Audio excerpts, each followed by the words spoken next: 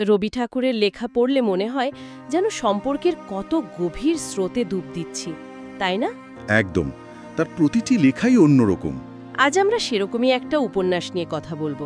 খুব আলোড়ন তুলেছিল একসময়, এখনো তোলে। চোখের বালি। চোখের বালি, হ্যাঁ।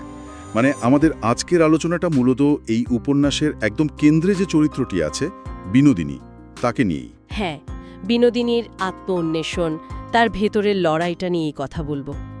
উৎস তো একটাই, স্বয়ং রবীন্দ্রনাথের এই ক্লাসিক উপন্যাস। আসলে সময়টা ভাবুন একবার, ১৯০০ সালের বাংলা। একজন বিধবা নারী, তার জীবনটা তখন প্রায় অদৃশ্যই ছিল সমাজের চোখে। ঠিক, তার নিজের চাওয়া পাওয়া, ইচ্ছে অনিচ্ছে, এগুলোর যেন কোনো দামই ছিল না। আর ঠিক সেই সময়েই রবীন্দ্রনাথ আঁকলেন বিনোদিনীর মতো একটা চরিত্র। সে শিক্ষিতা, বুদ্ধিমতী, কিন্তু অল্প বয়সেই বিধবা। তার জীবনের যে আকাঙ্ক্ষা আর সেই সময়ের সমাজের যে কঠিন বাস্তব, এই দুটো মিলিয়েই তো উপন্যাসটা এত জীবন্ত। শুধু বিনোদিনী নয়, কিন্তু আরও কয়েকটা চরিত্র আছে যারা গল্পটাকে দারুণভাবে এগিয়ে নিয়ে গেছে। অবশ্যই, যেমন মহেন্দ্র, ভীষণ আবেগপ্রবণ, চট করে প্রেমে পড়ে যায়। আর তার স্ত্রী আশালতা, একেবারে সরল, নিষ্পাপ একটা মেয়ে। আর মহেন্দ্রের বন্ধু বিহারী, খুব স্থির, গভীর একজন মানুষ, বিচক্ষণও বটে। গল্পের শুরুতেই কিন্তু একটা বড় ঘটনা ঘটে যায়। এই বিনোদিনীর বিয়েটা প্রথমে ঠিক হয়েছিল বিহারীর সাথেই। ও আচ্ছা, কিন্তু সেটা তো হয় না। না, বিহারী না দেখেই প্রস্তাবটা প্রত্যাখ্যান করে। আর এই প্রত্যাখ্যান বিনোদিনীর মনে একটা গভীর ঘা তৈরি করে। বোঝা যায়, এই অপমানটা নিশ্চয়ই ওর পরবর্তী জীবনের অনেক সিদ্ধান্তকে প্রভাবিত করেছিল তো বটে। এই প্রত্যাখ্যানটাই যেন ওর জীবনে প্রথম চোখের বালি হয়ে দেখা দেয়। আচ্ছা, এই চোখের বালি নামটা নিয়েও তো কথা বলা যায়। হ্যাঁ, বলুন না। আক্ষরিক অর্থে চোখের বালি মানে কি? যা চোখে পড়লে অস্বস্তি লাগে, কষ্ট দেয়। ঠিক। উপন্যাসে এই নামটা কিন্তু খুব প্রতীকী। বিনোদিনী কি অন্যের চোখে এমন অস্বস্তির কারণ হয়ে উঠেছিল, নাকি তার নিজের জীবনেই কিছু মানুষ বা পরিস্থিতি কাঁটার মতো বিঁধেছিল? এটা একটা দারুণ পয়েন্ট, ভাবার মতো। এরপর তো বিনোদিনী মহেন্দ্র আর আশালতার সংসারে আসে, আশালতার সখী হিসেবে। হ্যাঁ, বালি হিসেবে। আর সেখান থেকেই পরিস্থিতি আরও জটিল হতে শুরু করে। বিনোদিনী আর মহেন্দ্রের মধ্যে একটা টানাপোড়েন তৈরি হয়, একটা আকর্ষণ। আর এখানেই বিনোদিনীর চরিত্রের আসল জটিলতাটা বেরিয়ে আসে। তার এই আকর্ষণের পেছনে ঠিক কি ছিল? শুধুই প্রেম, নাকি অন্য কিছু?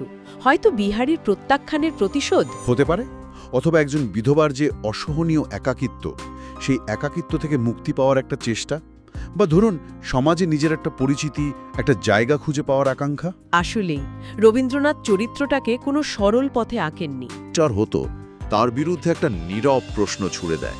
তাহলে অন্য চরিত্রগুলো, মহেন্দ্র, আশালতা, বিহারী, তাদের ভূমিকাটা কি এখানে? মহেন্দ্র, সে তো আসলে বেশ দুর্বল চিত্তের। তার ভালোবাসাটা অনেকটা নিজের মধ্যেই ঘোরপাক খায়। সে বিনোদিনীর রূপে গুণে মুগ্ধ হয় ঠিকই, কিন্তু সেটার গভীরতা বা পরিণতি নিয়ে সে খুব একটা ভাবে না, তাই তো?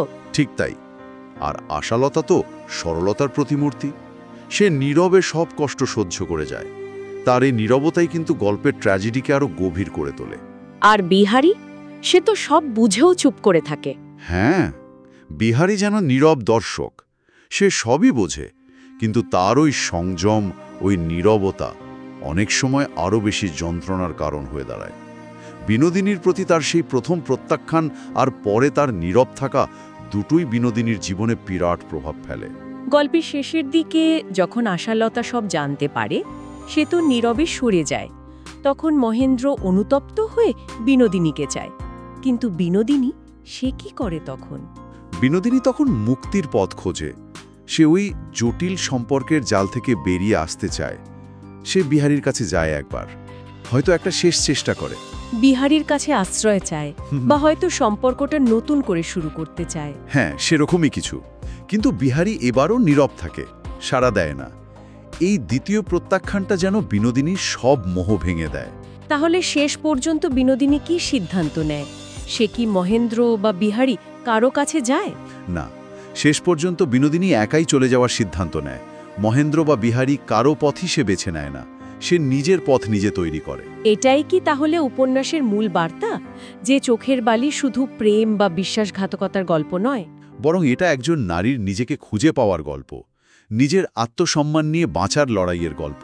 অর্থাৎ সে আর কারো চোখে বালি হয়ে থাকতে চায়নি, নিজের আলোয় জ্বলতে চেয়েছিল। একেবারে এটাই তার শেষ উপলব্ধিটা, এটাই ছিল সে কারো জন্য অস্বস্তির কারণ হবে না, কারো করুণার পাত্র হয়েও বাঁচবে না, সে নিজের সত্তাকে প্রতিষ্ঠা করতে চায়। এই উপলব্ধিটাই তাকে বাকিদের থেকে একেবারে আলাদা করে দেয়। তাহলে এই উপন্যাসের শেষে এসে একটা প্রশ্ন তো মনে আসেই, বিনোদিনীর এই পুরো যাত্রাটা, তার নেওয়া সিদ্ধান্তগুলো, এগুলোকে কিভাবে দেখা উচিত? সমাজের চোখে সে হয়তো ভুল ছিল, কিন্তু তার ভেতরের যে স্বাধীনতার আকাঙ্ক্ষা, নিজের অস্তিত্বকে প্রতিষ্ঠা করার যে লড়াই, সেটাকেও তো উপেক্ষা করা যায় না। এই ভাবনাটা হয়তো শ্রোতাদের আরও কিছুক্ষণ ভাবাবে। অবশ্যই বিনোদিনী চরিত্রটাই এমন, যা নিয়ে বারবার ভাবা যায়, নতুন করে আবিষ্কার করা যায়।